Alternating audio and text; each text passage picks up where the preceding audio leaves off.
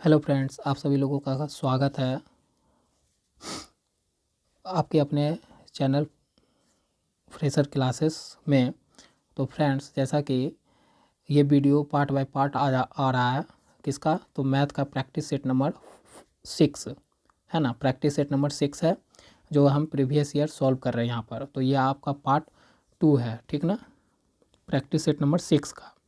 तो इसका पहला क्वेश्चन सॉल्व करते हैं। बहुपद आपको दिया हुआ है इतना कि शून्यांक निम्नलिखित हैं कौन कौन। आपको इस बहुपद का शून्यांक निकालना है। तो शून्यांक निकालने के लिए क्या है, हम बहुपद लिख लेते हैं। पी एक्स बराबर x square minus 5x plus 6। ठीक, अब शून्यांक निकालना हो तो रूल क्या कहता है कि x square minus 5x plus 6 को इक्वल टू क्या मान लीजिए, 0 हो गया। अब जो है यहाँ पर a है, यहाँ पर b है, यहाँ पर c है। तो a और c को क्या करिए, गुना करिए। तो a की जगह 1 है और c की जगह 6 है, तो गुना 6। अब 6 को इस तरह से तोड़िए कि हमको कितना पूर्ति हो जाए, b की पूर्ति हो जाए, मतलब 5 की पूर्ति हो जाए। तो कैसे तोड़िएगा, तो 3 + 2 6 होता है ना, 3 गुना 2 होता है 6।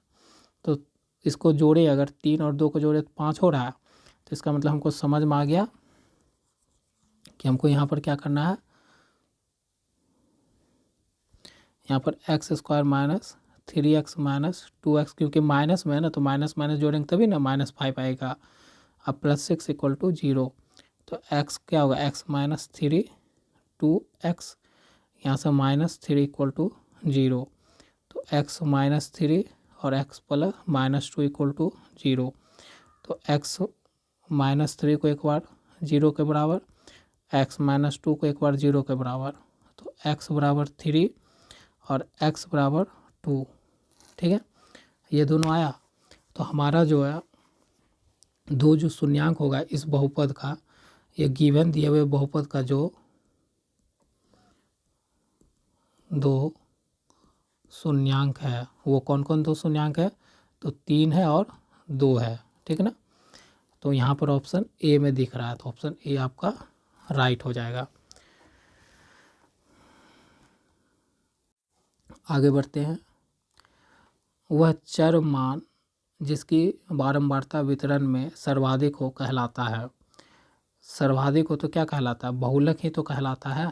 तो ये आपका परिभाषा एक तरह से हो गया, तो ऑप्शन डी राइट हो गया। आगे बढ़ते हैं। वही वाला क्वेश्चन हो गया डी। वह चर मान बारंबारता वितरण में सर्वाधिक हो कहलाता है बहुलक। आगे बढ़ते हैं। यदि कॉसेक थीटा बराबर 2x और कॉट थीटा बराबर 2x, तो इतना का वैल्यू बताइए। बहुत सिंपल सा क्वेश्चन पूछ लेता है, तो आइए बता देते हैं। देखिए, कॉसेक थीटा बराबर 2x आपको गिवन है, तो यहाँ से x का मान क्या निकलेगा, कॉसेक थीटा डिवाइडेड बाय 2 निकला। उसी तरह से अगर हम कॉट थीटा बराबर 2/x है, तो हम 1/x रख के 2 को इधर भेज दें तो कॉट थीटा डिवाइडेड बाय 2 हो जाएगा। ठीक है, अब हमारे पास ये दोनों वैल्यू निकला है, ये और ये। अब देखिए, अब हमारे पास जो प्रॉब्लम है वो है 2x² माइनस 1/x²। ठीक है, तो इसमें बस आप वैल्यू पुट कर दीजिए। तो 2x², अगर इसी पे हम स्क्वायर कर दें तो ये पूरा पे क्या हो जाएगा, स्क्वायर हो जाएगा। तो क्या बनेगा, कॉसेक स्क्वायर थीटा बाय 4 बनेगा, माइनस यहाँ पर भी इस पे अगर होल स्क्वायर कर दे तो इधर भी होल स्क्वायर हो जाएगा। तो क्या होगा, कॉट स्क्वायर थीटा बाय 4 होगा। तो इस तरह से हमारे पास इतना यहाँ तक हम लोग पहुँच गए हैं। ठीक है, अब क्या करेंगे, 4 कॉमन ले लेते हैं। तो 2 गुना 1/4 कॉमन लिए तो अंदर बचा cosec square theta minus cot square theta. ठीक है, यहाँ से ये 2 बार में कटेगा तो 1/2 बचेगा गुना। अब देखिए, यहाँ पर आपको पता होगा ये एक फॉर्मूला है, ये फॉर्मूला आप लोग यहाँ नोट करिए कि जब भी cosec square theta minus cot square theta होता है तो उसका वैल्यू क्या होता है, 1 होता है। तो यहाँ पर भी क्या होगा, 1। तो अगर 1 गुना होगा तो 1/2, तो आंसर आपका क्या आ गया, 1/2 आ गया। ऑप्शन ए राइट हो गया। ठीक है, आगे बढ़ते हैं। एक समलंब का क्षेत्रफल इतना सेंटीमीटर स्क्वायर, दो समांतर भुजाओं के बीच का दूरी 15 सेंटीमीटर है और समांतर भुजा में से एक इतना सेंटीमीटर है तो दूसरा समांतर भुजा है। तो समलंब का क्षेत्रफल, समलंब का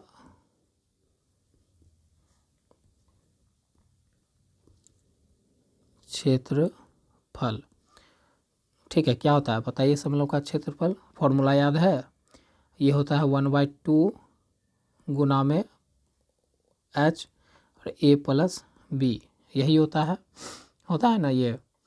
तो यहाँ पर समलंब का क्षेत्रफल तो आपको दिया हुआ है, कितना दिया हुआ है 480 और हाफ गुना में, और दूरी दिया हुआ है 15, मतलब दूरी का मतलब ऊंचाई, हाइट दिया हुआ आपको 15 और गुना a प्लस बी, उसमें से समांतर भुजा में से एक भुजा दिया हुआ है 20 और दूसरी समांतर भुजा निकालने बोल रहा है, तो प्लस बी हो गया।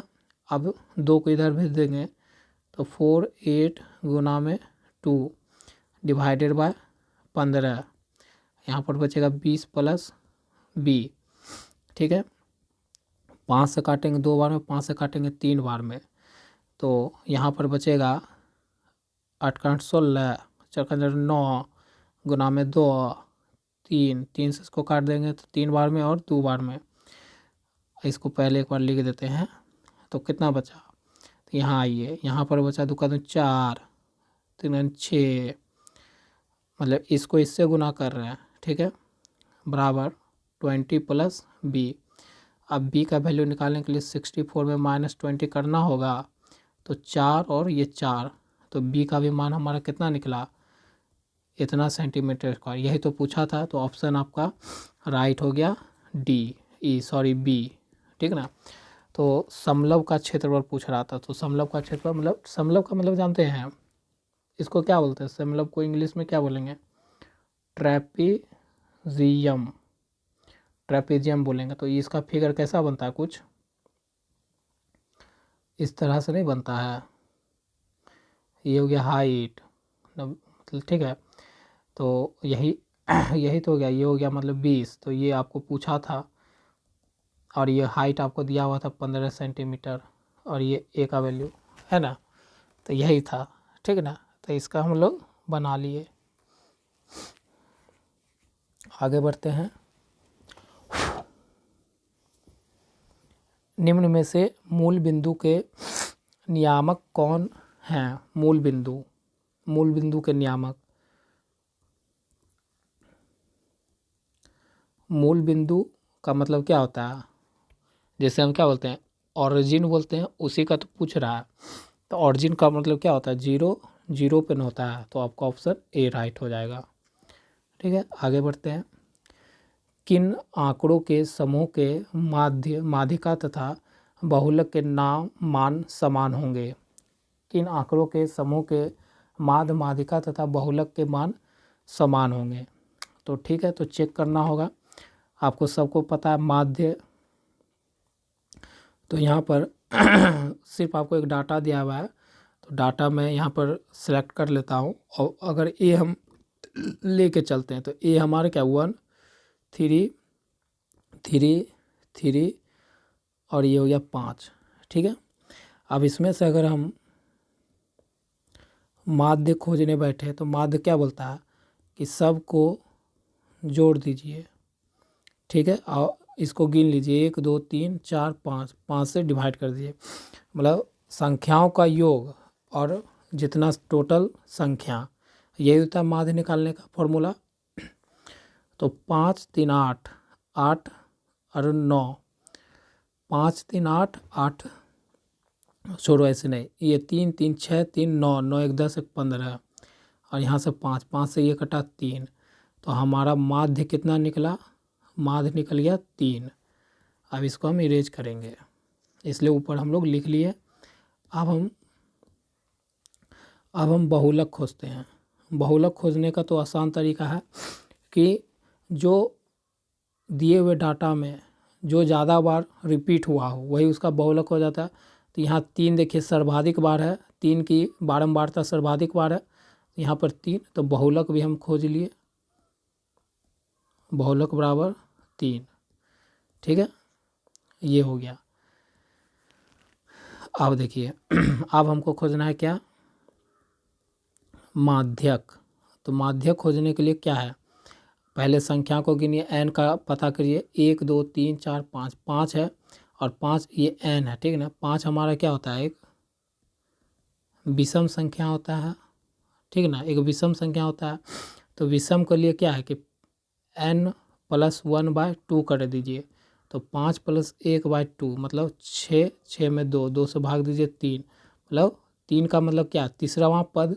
तो एक, ये 1 पद, 2 पद, 3 पद, 3 पद यहाँ पहुँचे, तो इसका मतलब माध्यक भी हमारा कितना आ गया, 3। तो देखिए तीनों हमारा सेम आया है ना, तो वही तो बोल रहा है किन आंकड़ों के समूह के माध्य, माध्यिका तथा बहुलक के मान समान होंगे। तो ऑप्शन ए के तीनों समान आ रहे हैं, ठीक है ना। तो आपको फॉर्मूला मैंने बहुलक का, माध्य का और माध्यक का, तीनों का मैं प्रीवियस वीडियो से बताते आ रहा हूँ। तो जो भी बच्चे नए जुड़ रहे हैं वो प्रीवियस वीडियो ज़रूर देखते हुए यहाँ तक आए। और यहाँ पर भी मैंने ऐसे बताया है, तो आप लोग उसको कॉपी में नोट करके उसकी ही प्रैक्टिस करो, क्योंकि क्वेश्चन जो बिहार डीएलएड में पूछा जाता है वो फिक्स फार्मूला रिपीटेड फार्मूला पे क्वेश्चन बनाता है, ठीक ना। आगे बढ़ते हैं। इतना इतना इतना इतना इतना इतना इतना कि माध्यिका 4 हो तथा x ग्रेटर देन 0 हो, बड़ा हो, तो x का मान निकालना है। मतलब माध्यिका दिया हुआ यहाँ पर, ठीक ना। तो बन जाएगा, माध्यिका दिया हुआ है तो क्या, माध्यिका दिया हुआ है तो ये भी बनेगा। तो देखिए यहाँ पर लगता है क्वेश्चन थोड़ा गलत है गया, नहीं ठीक है। तो माध्यिका निकालने के लिए पहले क्या करना होता है, माध्यिका निकालने के लिए सुनिएगा, मेरा बात को ध्यान से सुनिएगा। माध्यिका निकालने के लिए हमको पहले क्या करना होता है, पहले जो डाटा दिया हुआ है उसको छोटा से बड़ा में बढ़ते क्रम में बढ़ते क्रम में पहले क्या करना, सजाना होता है, ठीक है। बढ़ते क्रम में इसको सजाइए तो क्या होगा, पहले x/5, x/4, x/3, 2x/5, 3x/5, 2x/5 और x, ठीक है। देख लीजिए ना, आप बोलिएगा कि सर ये कैसे हम समझेंगे कि इस सब में बड़ा कौन है। तो कुछ नहीं, तो x का मान हम मान लेते हैं 1 ले लेते हैं। तो 1 = 5 कितना हो जाएगा, 0.2। यहाँ पर लेंगे तो 1 = 4 क्या होगा, 0.10 रखेंगे तो 2.8। तो सबसे छोटा ये हुआ। उसके बाद देखिए ये बड़ा हो रहा है, क्योंकि 4 से जब 1 को भाग देंगे तो एक यहाँ पॉइंट लगा के 0 लेंगे, तो 8 बार में 2 कटा और 2 यहाँ से 5, 5 बार में यहाँ 5 लिखाएगा, तो ये जाएगा 25 बार में। उसी तरह से आप इसको सबको चेक कर देते हैं, ठीक ना। अब यहाँ पर रखोगे तो 1/3, तो 1/3 करोगे तो कितना आ जाएगा, 3 करोगे तो पॉइंट यहाँ भी लगेगा 0, 3, ठीक है। फिर से 9 लगाए तो 1, फिर 0 लगा, फिर 3, तो यहाँ पर क्या ना 0 3 3। तो देखिए बढ़ते क्रम में लिखे हैं ना, तो सबसे छोटा उसके बाद छोटा उसके बाद फिर देखिए यहाँ लिखिएगा 2 × 1/5, तो कितना आ जाएगा, 2/5 आएगा। कहने का मतलब 0 और यहाँ 4, तो 0 4 आ गया। फिर उसी तरह से सब का करोगे ना तो देख लेना कि इस तरह से बढ़ते हुए क्रम में ही आएगा, इसलिए मैंने वो डायरेक्ट लिख दिया। तो आपको अब मैं सिखा दिया, आप कर लेना, ठीक ना। नहीं समझ में आए तो x का मान 1 रख के कर सकते हो, कुछ भी मान रख के कर सकते हो। तो हम लोग ने बढ़ते क्रम में जब भी माध्यिका निकालते हैं तो उसको बढ़ते क्रम में पहले सजा लेते हैं। सजाने के बाद अब क्या करना है, सजाने के बाद माध्यिका माध्यिका दिया हुआ है कितना, 4। यहाँ पर देखिए माध्यिका जो है उसका वैल्यू दिया हुआ है 4। तो माध्यिका जब 4 दिया हुआ तो इसका मतलब चौथा पद दिया हुआ है। 4 का मतलब माध्यिका 4 होता है तो उसका मतलब चौथा पद होता है, तो 1 2 3 4 यहाँ पर है चौथा ये पद। तो 4 बराबर हम लिख सकते हैं 2x बराबर 5। इसी 2x का मान है 4, ठीक ना। 2x/5 जो 4 का मान है। तो यहाँ से 2 से ये काट देंगे तो 2 बार में, और 2 गुना 5 इक्वल टू x। तो x बराबर कितना आया 10। तो x का मान कितना निकल गया, ऑप्शन सी, ठीक ना। तो इस तरह से आपको फॉर्मूला माइंड में अगर होगा तो आप कर लोगे पूरा प्रोसेस। माध्यिका निकालने का पूरा प्रोसेस यही है कि जो भी आपको डाटा दिया हो उसको पहले क्या करना है, बढ़ते क्रम में सजा लीजिए, और उसके बाद जो माध्यिका दिया हुआ तो ये इसका मतलब वो क्या बता रहा है, उसका पद बता रहा है उस सीरीज का, मतलब इसमें। तो उस चौथे पद पे पहुंचिए, चौथे पद का ही मान हमारा क्या था 4। बस उस डाटा को रखिए और सॉल्व करिए, आपका आंसर आ जाएगा, ठीक ना। आगे बढ़ते हैं। यदि बिंदु इतना इतना और इतना द्वारा बनाए गए त्रिभुज का केंद्र इतना है तो x और y का मान बताइए। कोई बात नहीं, बता देंगे। त्रिभुज पहले ले लेते हैं, कहाँ पर है त्रिभुज का, यहाँ पर ये आ गया हमारे पास त्रिभुज।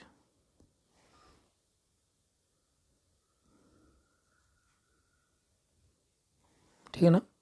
त्रिभुज का नामकरण कर देते हैं ABC, ठीक है। इसका मान लेते हैं ये 7 है और ये y है, तो x1 है और ये x1 और ये y1 मान लेते हैं। आप देखिए एक ये मान लेते हैं x-6, ये मतलब ये x2 और ये y2 मान लेते हैं वैल्यू, ठीक है ना। एक c दिया हुआ है, c का यहाँ इधर मान लेते हैं, ये है 9 और 10, मतलब x3 और y3 हो गया, ठीक है ना। तो ये चीज़ हो गया पूरा। अब इस त्रिभुज का केंद्र आपको दिया हुआ है, त्रिभुज का केंद्र 6 और 3 है, ठीक ना। तो केंद्र है तो निकालने के लिए हम जानते हैं फॉर्मूला, कुछ नहीं, जब भी केंद्रक त्रिभुज का दिया हुआ केंद्रक 6 और 3 दिया हुआ हो तो हम लोग जानते हैं क्या निकालने के लिए, तो ये केंद्रक में ये भी वैल्यू क्या है x है और ये वैल्यू क्या है y है। यदि तो x और y का मान बताइए, तो x और y मतलब x एक यहाँ एक y है, ये बताना है, ठीक ना। तो क्या करते हैं केंद्रक निकालने के लिए, x जो दिया हुआ है इस केंद्र में, केंद्रक में जो x है वो बराबर होता है x1 plus x2 plus x3 बराबर डिवाइडेड बाय 3, ठीक है। तो यहाँ पर x आपको कितना दिया 6 और x1 कितना है 7, x2 कितना है, x2 है x और x3 कितना है 9 और डिवाइडेड बाय 3 के इधर गुना कर दिए इधर लाके, तो कितना हो गया 18 और ये हो गया 16 प्लस x, तो x बराबर कितना हो गया 2, x बराबर हुआ 2, ठीक ना। तो यहाँ पर जो खाली x था यहाँ पर उसका मान कितना आ गया 2 आ गया। तो ये होता है केंद्रक से निकालने का वैल्यू। तो x का केंद्रक x का जब भी कोई त्रिभुज दिया हुआ उसको तीनों मतलब कोण का अगर आपको मान दिया हुआ हो तो केंद्रक x का वैल्यू निकालने के लिए उस तीनों मतलब x वाला तीनों को जोड़ के 3 से डिवाइड कर दीजिए। और y निकालने के लिए क्या करना होगा, आप इसको थोड़ा मिटा देते हैं,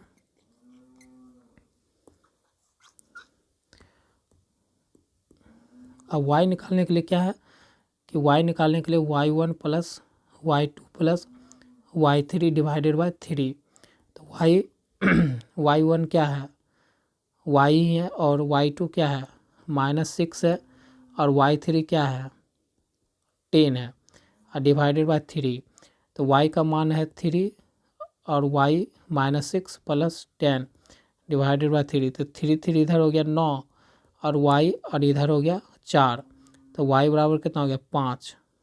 ठीक है, तो y का मान कितना आया, यहाँ पर है ना y खाली, तो y का मान आया 5। तो हम दोनों x और y का मान यहाँ से निकाल लिए, क्या, x का मान 2 और y का मान 5। तो ऑप्शन आपका राइट हो गया सी। ठीक ना, तो केंद्र का फॉर्मूला होता है निकालने का, x बराबर इतना, y बराबर इतना और x बराबर जो पीछे था। आगे बढ़ते हैं। इतना एक संख्या है, ये जो संख्या है इसको हम तोड़ देते हैं, 5/3 और 3, ये 3 से 3 की तरफ, ये वजह √5, और √5 जो होता है वो होता है एक अपरिमेय संख्या। ये हम लोग 10 में सॉल्व करते हैं ना, 9 में अपरिमेय संख्या √5। तो ये ऑप्शन आपका ऑप्शन बी राइट हो गया। ठीक है, आगे बढ़ते हैं। एक त्रिभुज में इतना बराबर है इधर आपका उसका ऑप्शन दिया हुआ है, तो कोई बात नहीं है, बना लेते हैं। ये भी त्रिभुज में बोला है, क्या बोला है, त्रिभुज में, याद रखिएगा त्रिभुज में बोला है कि एक त्रिभुज में cos a + b/2 बराबर है। ठीक है, तो ये साइड ए बी सी, कोण मतलब एंगल। तो त्रिभुज में पूछा है तो हम लोग कुछ नहीं करेंगे, इसको बनाने का यही तरीका है कि हम लोग cos a + b/2 को क्या लिख सकते हैं, sin 90 - a + b/2, ऐसा लिख सकते हैं, कुछ लिख सकते हैं ना। जब ऐसा लिख सकते हैं तो क्या कर सकते हैं, sin 90 और माइनस, अब हम इसमें क्या करते हैं, a + b/2 और इसमें +c कर देते हैं और +c/2, एक्स्ट्रा केस +2, तो एक्स्ट्रा उसको करेंगे तो ये क्या घट जाएगा, तो हमारा बेस वही बचेगा। तो एक्स्ट्रा जोड़ दिए c/2, ठीक है, c/2 एक्स्ट्रा जोड़े हैं, तो इधर जोड़े थे, इधर बैलेंस करने के लिए इसमें भी जोड़े हैं। अब देखिए यहाँ पर चल रहा है आपका cos a + b/2, यहाँ पर रहेगा cos a + b/2। तो यहाँ पर देखिएगा कि sin 90 और 3, अगर एक त्रिभुज है ये, तो angle A angle B angle C का सम कितना होता है, 180 के बराबर होता है। तो यहाँ पर कितना हो जाएगा, 180/2 और +c/2। ठीक ना, तो cos a + b/2 equal to cos a + b/2 equal to sine, और देखिए 90 यहाँ हुआ और यहाँ पर इसको काटेंगे तो 90 यहाँ भी होगा, +c/2, ये 90 से ये 90 ख़त्म। ठीक ना, जब ख़त्म हो जाएगा तो cos a + b/2 बराबर क्या होगा, sin c/2। ठीक है, होगा तो इसी का तो मान पूछा था कि cos a + b/2 का मान क्या होगा, तो होगा sin c/2, किस में, एक त्रिभुज में। तो आपका आंसर आ गया sin c/2, option C right हो गया। ठीक है, समझे होंगे कि कैसे निकालना था। आगे बढ़ते हैं। अब हमारा अगला क्वेश्चन है 5, 15 और 20 के एलसीएम और एचसीएफ का अनुपात बताइए। तो एलसीएम इंग्लिश में मैं लिखता हूँ, ठीक है, आप लोग भी समझ जाओगे हिंदी वाले। एलसीएम डिवाइडेड बाय एचसीएफ का अनुपात, मतलब उसको इस तरह भी लिखा जाता है। ठीक है, तो एलसीएम निकालना है तो 5, 15 और 20 का, तो पहले 5 और 15 का एलसीएम क्या आएगा। तो एलसीएम निकालने के लिए क्या करते हैं, 5 तो 5 में है, 15 में एक 3 है और 20 में 5 तो ही ले लिए, तो 4 हो गया। ठीक है, और एचसीएफ निकालने के लिए तीनों में देखो, इसको 5 को करेंगे तो 5 × 1, 15 को करेंगे तो 5 × 3 और 20 को करेंगे तो 5 × 4। तो एलसीएम में क्या होता है, पाँच पाँच पाँच कॉमन है, ये 3 और जो बचता है वो भी लेते हैं। और लेकिन एचसीएफ लिखने के लिए क्या है, जो तीनों में कॉमन है वही लिखते हैं। तो 5 कॉमन है, 5 से 5 ये कट गया, तो बचा कितना, 12। तो इसका मतलब एलसीएम बाय एचसीएफ जो अनुपात है वो कितना है, 12:1 का है। तो ऑप्शन आपका राइट सी हो गया। ठीक है, तो फ्रेंड्स ये आपका लॉन्ग वीडियो ना हो जाए इस कारण से मैं इसको ब्रेक करके आपको पढ़ा रहा हूँ। ठीक ना, तो ये पार्ट 2 है। तो पार्ट 2 आपका, उसमें भी हम 10 कुछ क्वेश्चन रखे हैं, और आप सेकंड पार्ट में जो बचा हुआ क्वेश्चन है 5-6 क्वेश्चन, उसको आप थर्ड पार्ट में आएगा। तो आप वो भी वीडियो ज़रूर देखिएगा। बात है कि हमारे पास थोड़ा नेट का प्रॉब्लम है, इसलिए हम लोग वीडियो को थोड़ा कम कम करके कर रहे हैं लेंथ। ठीक है, तो अभी के लिए इतना ही। अगला वीडियो आपको मिल जाएगा शाम तक, तो पढ़ते रहिए।